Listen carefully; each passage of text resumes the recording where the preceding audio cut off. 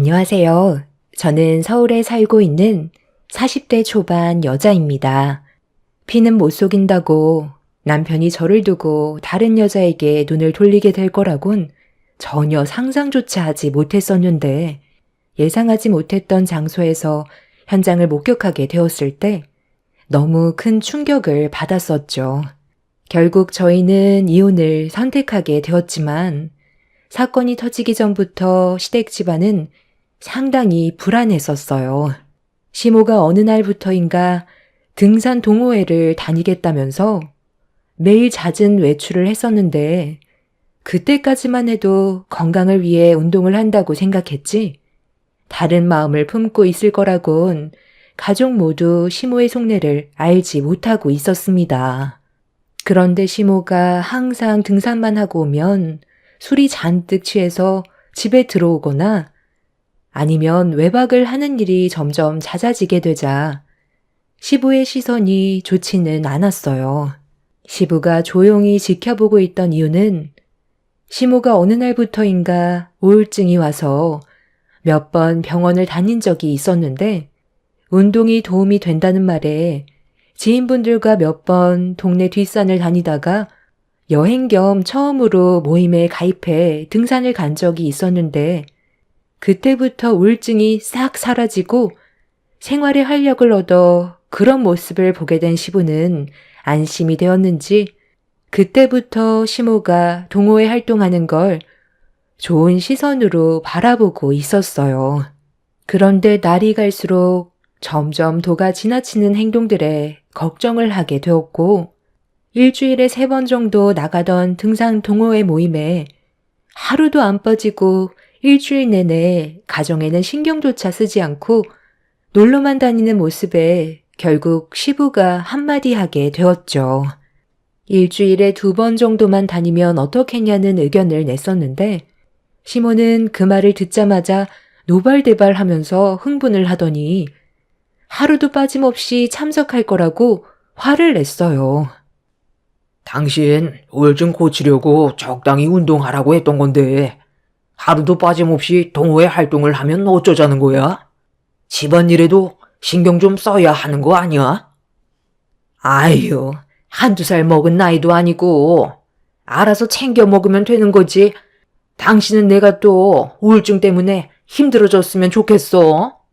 이제야 인생을 즐기게 됐는데 이 좋은 걸 나보고 그만두라고? 아니면 나랑 같이 동호회 활동해 보던가. 어차피 당신은 일이 바빠서 시간을 낼 수도 없잖아. 그냥 나 좀 내버려 두면 안 돼? 엄마 때문에 지금 아빠가 얼마나 걱정을 많이 하고 있는 줄 알아? 정도껏 해야지. 너무 지나치면 집안에 균열이 생기게 되는 거라고. 너도 엄마가 다시 우울증이 재발하길 원하는 거야? 등산을 하면 엄마가 살아있다는 느낌을 받아서 그런 시간들이 우울증을 없애주는데 등산을 안 나가고 집에서 쉬면 엄마는 우울증에 걸려 쓰러질지도 모른다. 집안일이야. 너희 아빠가 이제부터 하면 되잖아. 한평생 내가 해왔으면 이제 당신이 할 때도 됐잖아. 그럼 당신이 나 대신 일하러 나갈 거야? 다시 한번 말하지만 일주일 내내 등산 동호회 나가는 건 내가 용납 못해. 집안일에도 어느 정도 신경 써야지. 계획 없이 하고 싶은 것만 하면서 멋대로 살라고 동호회 가는 거 허락해 준 거 아니야. 할 일 하면서 조절을 하라는 건데 이건 뭐 아예 혼자 사는 거랑 뭐가 달라? 그래요, 엄마. 이번 건 좀 심한 것 같아요. 아빠가 집에서 계속 기다리고 있는데 엄마는 밤늦게 집에 들어오잖아요. 오죽했으면 아빠가 라면까지 먼저 준비해놓고 엄마를 기다리고 있겠어요. 하루 안 나간다고 해서 몸에 큰 문제가 생기는 건 아니잖아요. 기본적으로 해야 될 일까지 안 하면 그건 잘못된 거라고요. 가족 모두가 시모 행동에 대해 문제를 삼고 있었어요. 저 또한 너무 지나칠 정도로 등산 동호회에 빠져 있다고 생각했었죠. 그런데 시모가 왜 그렇게까지 하루도 안 빠지고 나가는지 온 가족이 목격을 하게 되는 충격적인 광경이 눈앞에 펼쳐졌습니다. 매번 가족 모임에 빠져서 시모를 제외하고 외식을 한 적이 있었는데 즐거운 식사를 마치고 식당에서 나오고 있는 중이었어요. 시댁으로 가기 위해 남편이 주차장에서 차를 가지고 오는 동안 시댁 식구들과 대화를 주고받고 있었습니다. 그런데 버스 한 대가 저희 앞에 정차를 하더니 문이 열렸고 많은 등산객들이 우르르 내리고 있었어요. 내리는 사람마다 정상인이 없을 정도로 술에 잔뜩 취해 있었고 그 모습을 지켜보고 있던 시부는 인상이 일그러지고 있었죠.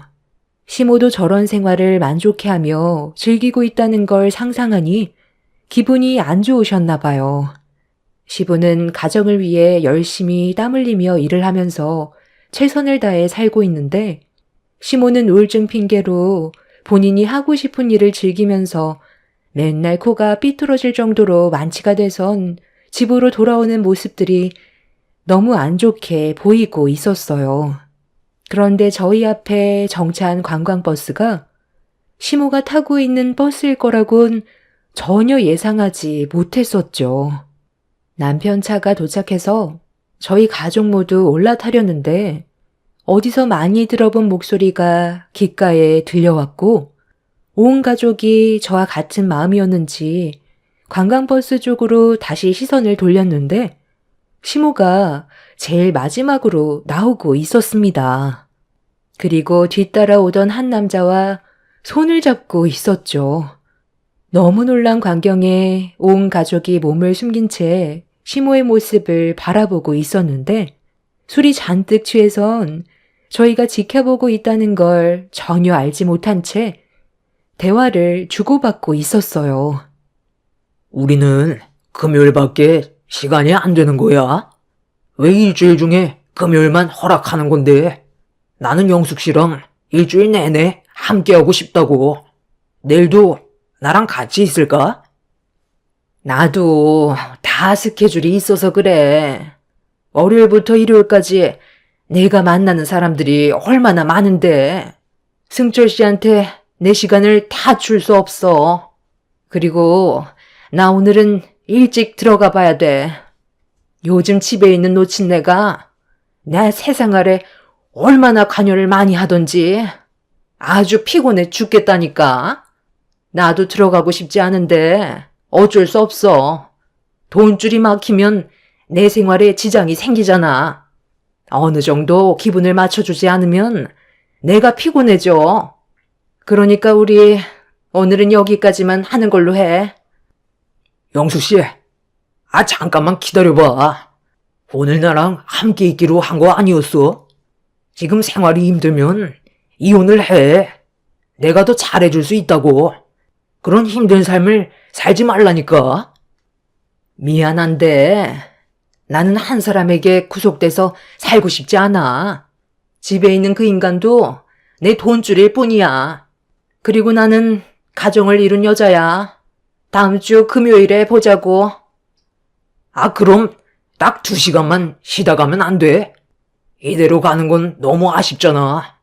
아니면 1시간도 괜찮으니까 저기 잠깐 가서 쉬다가 가자. 그렇게 할 거지?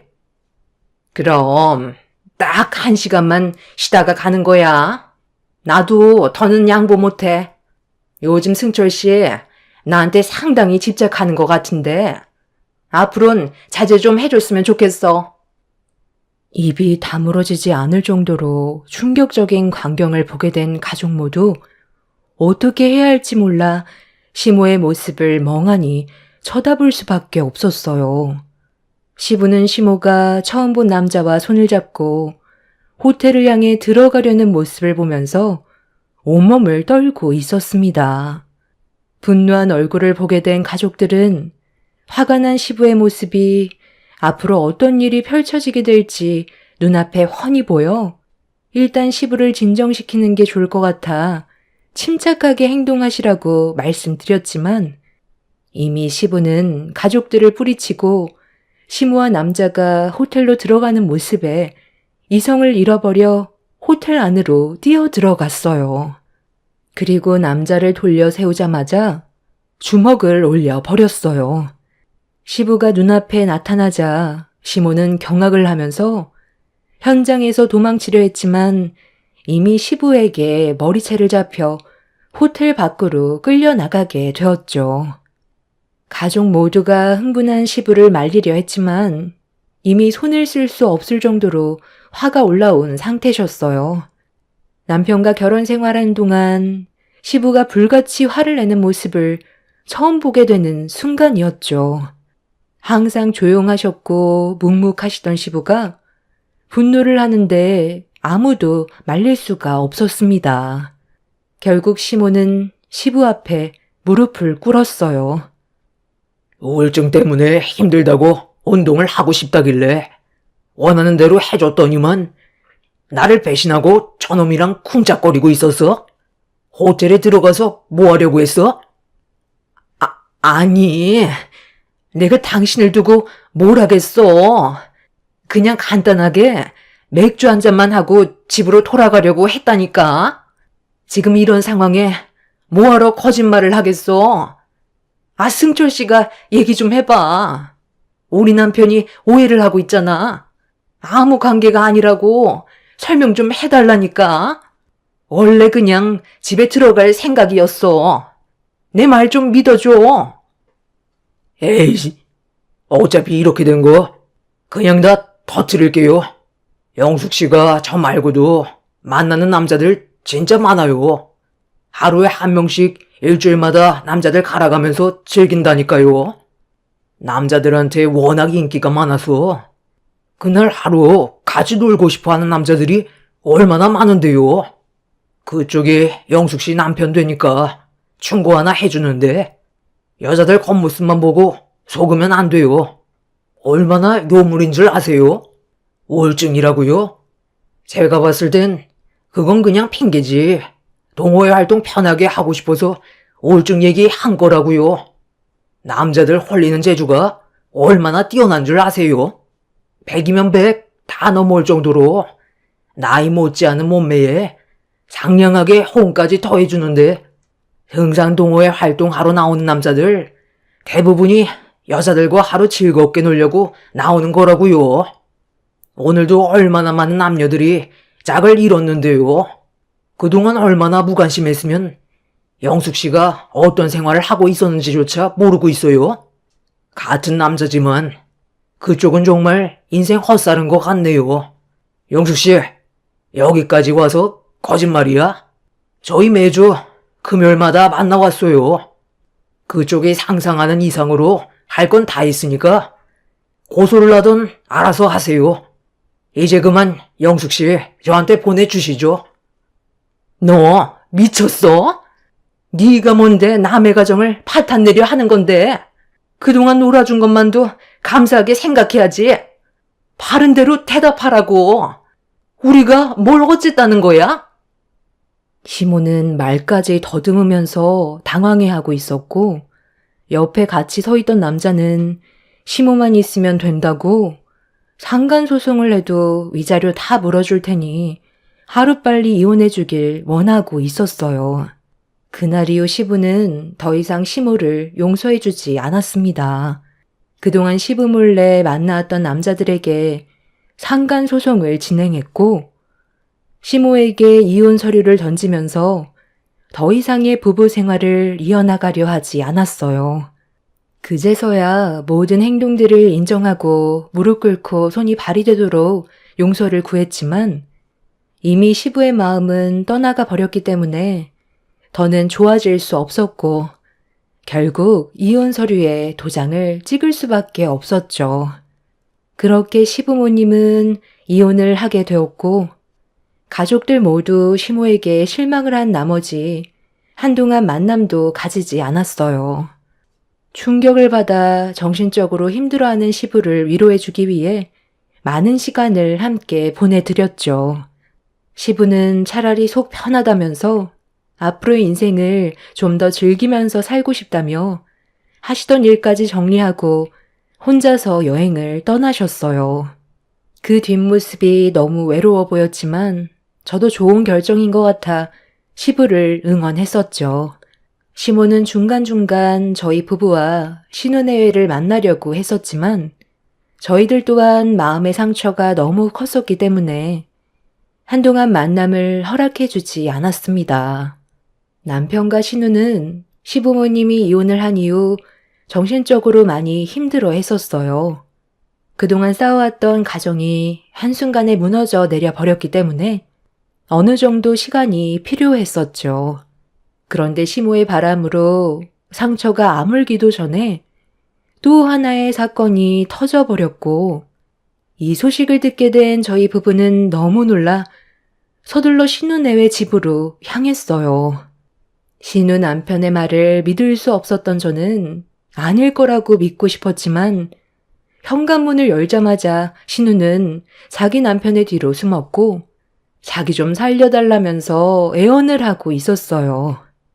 저희도 이미 신우 남편에게 어떤 상황인지 대충 들어서 상당히 난처했었습니다. 일단 그 증거물이라는 것 좀 보게 가지고 와봐.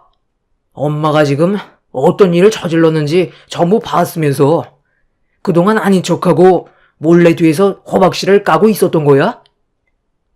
아니, 오빠, 그게 아니라 내 말 좀 들어봐. 회사 동료로서 친하게 지내는 사이인데 저 사람이 지금 오해하는 거라니까? 오빠는 내 말을 믿어줘야 되는 거라고. 너는 끝까지 발뺌하는 거지?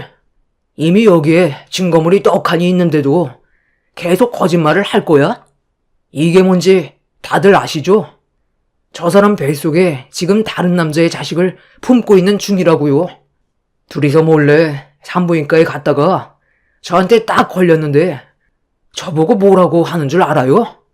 애는 쟤인데 혼자 가기 두려워서 같이 가달라고 했대요. 누가 그 말을 믿어주겠어요? 임신을 했다면 당연히 저한테 먼저 얘기해야 되는 거고 저랑 같이 가는 게 맞는 거잖아요. 그런데 회사 동료와 같이 산부인과에 들어갔다는 건 뭘 의미하겠어요? 어차피 유전자 검사하면 다 밝혀지는데 끝까지 아니라고 잡아떼고 있다니까요. 저희 부부 6개월 동안 단 한 번도 잠자리 한 적 없어요. 이 사람이 어느 날부터인가 저를 거부하길래 저도 더는 손을 내밀지 않았었다고요. 그때부터 각방 생활하면서 지내왔었는데 저한테 뭐라는 줄 알아요? 제가 술 취해서 자기 방에 들어왔다고 말도 안 되는 변명을 늘어놓고 있어요. 저는 일이 바빠서 술 한 잔 입에 대지 않았는데 이런 식으로 억지 부리면 제 실수를 받아줘야 하는 거예요? 다들 어떻게 생각하세요? 그 초음파 사진을 보고도 저 사람 편을 들어줄 수 있겠어요? 어차피 진실은 밝혀진다고요. 남편은 초음파 사진을 들곤 부들부들 떨면서 정신적 충격을 너무 많이 받았는지 휘청거리고 있었어요. 남편이 나중에 유전자 검사하면 다 밝혀지는 거라고 속일 생각하지 말고 확실하게 얘기하라고 화를 내자 대답을 잘하지 못하던 신우는 결국 뱃속에 있는 아이가 신우 남편의 아이가 아니라며 용서를 구했습니다. 남편은 정신적으로 엄청난 충격을 받았는지 그 자리에 주저앉았고 신우 남편은 이혼 서류에 도장을 찍으라고 분노를 가라앉히지 못하고 있었습니다. 가정을 이룬 상태에서 자식이 없는 것도 아니고 8살 된 아들 하나 키우고 있으면서 다른 남자의 아이를 가졌다는 건 절대로 용서해 줄 수 있는 상황이 아니었어요. 이 소식을 듣게 된 시부와 시모도 상당한 충격을 받게 되었고 결국 신우 남편은 신우를 상대로 이혼 소송을 진행했어요. 자기 자식까지 전부 빼앗기게 된 신우는 오갈 데가 없는 신세가 되자 먼저 자리를 잡은 시모 집에서 같이 살게 되었고 한순간에 두 집안이 무너지는 모습을 지켜보게 되자 저 역시 불안해질 수밖에 없었어요. 당신은 나 몰래 바람 피우거나 하지 않지? 지금까지 나한테 보여준 모습들을 봤을 땐 다른 여자를 만나는 것 같지는 않은데 당신은 절대 나에게 실망을 안겨주지 않았으면 좋겠어. 아이들을 생각해서라도 한눈 팔지 말고 당신이라도 제대로 된 가정을 이끌어 가기 위해 노력해줘. 그렇게 해줄 수 있지? 그동안 나를 봐와놓고도 몰라. 우리 가족을 지키기 위해 내가 살아온 세월들을 봐봐. 나는 우리 엄마나 동생처럼 그런 생각 없는 짓 절대로 하지 않으니까 쓸데없는 생각하지 말고 당신 애들이나 잘 챙겨줘.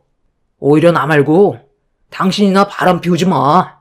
우리 가족 때문에 지금 상당히 많이 힘드니까 우리 얘긴 그만하자.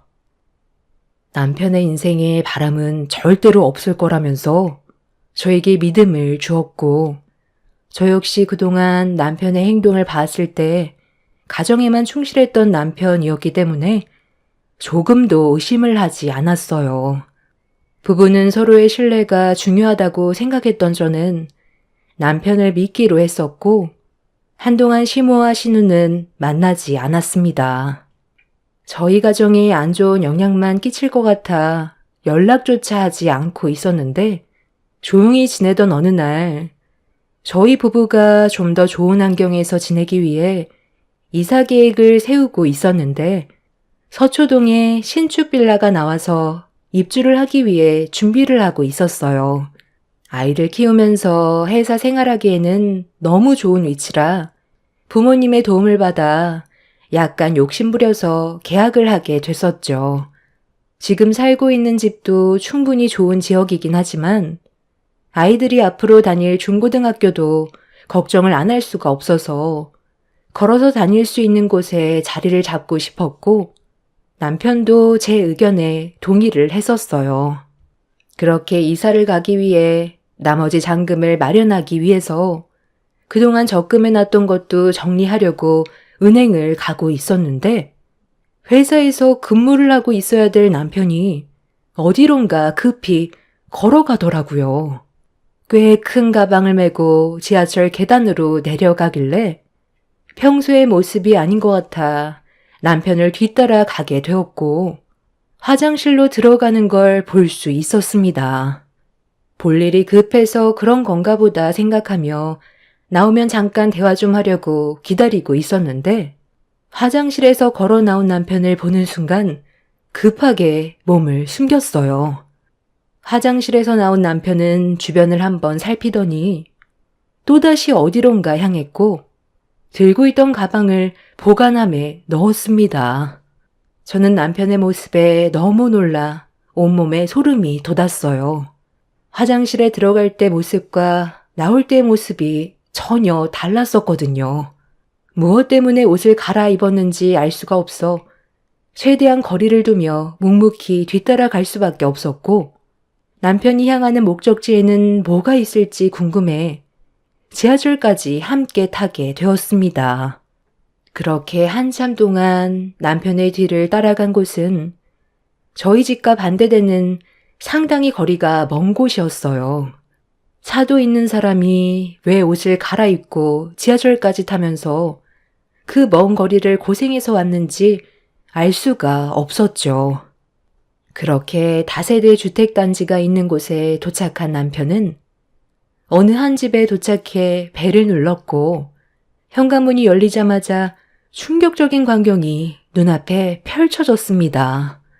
30대 중반 정도 되어 보이는 꽤 젊은 여자가 남편을 보자마자 많이 기다렸다면서 달려들어 포옹하고 있었어요.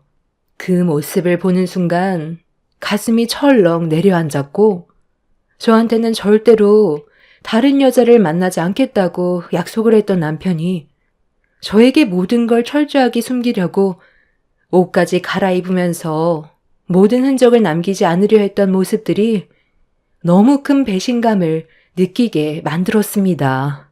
그런데 남편이 그 여자를 밀어내면서 심각한 얼굴로 대화를 이어나갔어요. 나 오늘 할 말 있어서 온 거야. 질질 끄는 거 별로 안 좋아하니까 바로 본론부터 얘기할게. 우리 이제 그만 만나는 게 좋을 것 같아. 이런 식의 만남 솔직히 서로를 무너뜨리게 된다는 거 알고 있지? 나중에 이 사실을 당신 집안 사람이나 우리 집 사람이 알게 된다면 서로에게 상처밖에 안 남는 거라고. 나도 그동안 당신을 진지하게 만나오고 있었지만 오리가 길면 결국 밟히게 되는 건 시간 문제야. 이 집도 서로의 집안에 걸리지 않으려고 마련한 거잖아. 밖에서 돌아다니다 보면 눈에 띌 수 있는 확률이 많아지니까. 그래서 우리 둘이 함께 할 수 있는 공간을 마련한 건데 여기도 안전한 것 같지는 않아. 내가 저번에 얘기했지? 우리 집안 지금 완전 쑥대밭이 되어버렸다고. 나도 우리 엄마랑 동생이 바람 피우고 있을 거라곤 상상도 못했는데 나까지 그 사람에게 상처를 줄 순 없어. 당신도 사랑하지만 나는 내 가정을 지키고 싶어. 나만 목 빠지게 기다리는 아이들한테 상처를 주고 싶지 않다는 거야.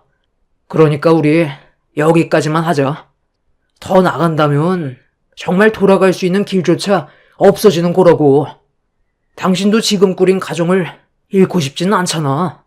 우리 관계는 불장난 같은 거 당신도 잘 알지? 나 임신했어. 당신 아이가 내 뱃속에서 자라고 있다고. 더는 돌이킬 수 없는 상황까지 이미 와버린 거야. 차라리 우리 새 출발하자. 뱃속에 있는 당신 아이와 다시 시작하는 거야. 서로 진심으로 사랑하고 있는데 억지로 살고 있는 지금의 가정에 다시 돌아가고 싶은 거야? 나는 그렇게 하고 싶지 않아. 모든 걸 다 포기해서라도 당신과 살고 싶어. 당연히 이혼하면 그동안 꾸려왔던 가정이 무너지니까 마음은 안 좋겠지. 하지만 앞으로 살아갈 날이 더 많은데 행복한 인생을 위해 현명한 선택을 해야 되지 않겠어? 나는 당신과 생각이 달라. 이렇게 된 거 이혼할 테니까 당신도 하루빨리 정리하고 나한테 와줘. 거짓말 하지 마. 무슨 임신이야? 서로의 가정에는 문제가 되지 않게 철저하게 지키기로 했었고 약속까지 했으면서 지금 헤어지자고 하니까 거짓말 하는 거지? 한동안 약 안 먹고 있었어. 당신 아이를 낳고 싶어서 끊은 지 꽤 오래됐거든. 나중에 검사해보면 알 거 아냐. 내 뱃속에 있는 아이 100% 당신 아이야. 너 지금 여기서 뭐 하는 거야? 저 여자가 임신을 했다고? 나한테 절대 바람 같은 거 피지 않는다고 하지 않았어? 그럴 일 없으니까 무조건 믿어달라고 했었잖아. 당신이 어떻게 여길 알고 온 거야? 잠깐 내 말 좀 들어봐. 뭔가 오해가 있는 것 같은데 얘는 내가 예전부터 알고 지낸 동생이야. 사정이 어렵다고 돈 좀 빌려달라고 하길래 오늘 돈을 좀 가지고 왔거든. 자, 여기 네가 말한 500만 원. 나도 가진 게 이것뿐이라 더는 도와줄 수 없으니까 다른 곳에서 알아보든지 해. 지금 나한테 이깟 500만 원 가지고 떨어지라는 거야? 우리가 그동안 만나온 세월이 5년인데 500만 원으로 끝내자고? 어차피 잘 됐네. 내 입도 근질거렸는데 우리 관계 다 말해줘야 되겠어. 이 사람이랑 5년간 만나왔었고 지금 저 임신했어요. 그쪽보다 저를 더 많이 사랑한다고요. 그러니까 그만 이 사람 놔주세요. 상간녀가 용서를 구해도 모자랄 판에 오히려 더 당당한 모습으로 남편과 이혼해달라고 하길래 화가 머리끝까지 올라온 저는 상간녀의 얼굴을 향해 수차례 손을 올렸어요. 남편은 흥분한 저를 말리기 위해 온몸으로 막아서길래 남편의 뺨에도 수차례 손을 올려 버렸습니다. 저를 속이고 5년 동안 철저하게 상간녀와 만남을 가졌다는 거에 엄청난 충격을 받아 온몸이 후들거리고 있었죠. 시모와 신우보다 더한 사람이 남편이었고 저 몰래 바람 피우고 있다는 사실을 알게 된 저는 그 자리에서 이혼 통보를 하게 되었습니다. 남편은 저에게 미안하다면서 뒤쫓아왔지만 어떠한 말도 들어주지 않았습니다. 그렇게 눈물을 흘리면서 앞만 보며 걸어가고 있었는데 눈앞에 고시원이 보이길래 한동안 머릿속이 정리될 때까지 이곳에서 지내라며 나중에 다시 연락하겠다고 지금 살고 있는 집에 들어오는 순간 모든 게 끝나게 될 줄 알라면서 더 이상 따라오지 못하게 만들었어요. 남편은 고시원 앞에 서서 더는 저를 따라오지 않았고 맨정신이 아닌 상태에서 다시 살고 있는 지역으로 돌아오게 된 저는 계약한 집을 해지하려고 부동산으로 들어갔어요. 남편과 이혼을 하게 됐는데 계약한 집에서 살아갈 이유가 없기 때문에 계약 해지를 하기 위해 사정을 얘기하면서 포기하겠다고 대화를 하고 있었습니다. 그런데 부동산 문이 열리더니 시모와 신우가 고개를 내밀며 부동산 안으로 들어왔어요. 저는 어느 정도의 위약금을 감수하면서 계약 해지를 위해 서명을 하고 있었는데 시모와 신우가 제 옆에 앉더니 상황 파악을 못하고 곧 신축 빌라에 입주하는 줄 알곤 입주 날짜까지 정하면서 저를 보며 가족끼리 복잡거리면 좋은 거 아니냐고 같이 살길 원하고 있었습니다. 어떤 상황인지도 모르고 김칫국을 사발로 마시고 있는 시모와 신우를 보자마자 남편이 집에 들어오지도 못하고 제 연락만 기다리고 있는 고시원의 주소를 적어줬어요. 시모는 제가 적어준 주소를 보면서 뭐냐고 물어보길래 제 옆에 있던 물잔을 들어 시모의 얼굴에 사정없이 뿌려버렸습니다. 당황한 시모는 뭐 하는 짓이냐고 제 멱살을 잡으면서 잡아먹을 듯이 노려보는 모습에 한심한 표정으로 남편이 시모를 닮아 바람 피워서 고시원에서 생활하고 있다며 바람 피워 이혼당한 너희들끼리 부대끼며 살라고 시모를 강하게 밀쳐버렸어요. 제 말이 끝나는 순간 시모는 남편한테 전화를 했지만 받지 않았고 제가 적어준 고시원의 주소를 들고 신우와 급하게 뛰쳐나갔습니다. 몇 시간 뒤 모든 사실을 듣게 된 시모와 신우는 남편을 데리고 와서 저희 부부만큼은 이혼을 안 했으면 좋겠다며 좋게 풀어가자고 했지만 이미 돌이킬 수 없는 상황까지 오게 된 터라 어떠한 말도 들어주지 않았습니다. 저는 남편과 상간녀를 상대로 소송을 진행했고 이 사실을 알게 된 부모님께서 이름 있는 변호사를 선임해 제가 받은 상처에 대해 법적 처벌을 진행했어요. 정신적 손해배상, 위자료와 재산 분할은 저에게 중요하지 않았습니다. 그동안 속아오면서 살아온 세월 동안 저는 남편을 위해 최선을 다해 왔었고 아이들 또한 아빠에 대한 신뢰가 상당히 두터웠었는데 뒤에서 제가 모르는 또 다른 생활을 해왔다는 거에 너무 마음이 안 좋았어요. 아이들이 받은 상처도 상당히 컸었죠. 저는 남편과 결국 이혼을 하게 됐고 지금은 부모님 집 근처로 이사와서 아이들과 함께 지내고 있지만 아직까지 정신적인 충격에서 벗어나지 못하고 있습니다. 최근에 들리는 말로는 상간녀의 뱃속에 있는 아이가 유산이 됐고 전 남편이 만나주지 않으려 하자 해선 안 될 행동까지 저질러서 깨어나지 못한 상태까지 왔다는데 서로 북치고 장구치고 아주 생쇼를 하는 모습이 참 한심스럽더라고요. 바람 피우는 게 집안의 내력인지 모르겠지만 살다 보니 별꼴을 다 겪게 되네요. 전 남편은 아이들을 핑계로 저와의 만남을 계속 시도하려는 중이지만 이미 떠나간 마음 붙잡을 수는 없죠. 앞으로 아이들을 올바로 키우기 위해 가정에만 집중하려고요. 제 사연 들어주신 분들 감사합니다.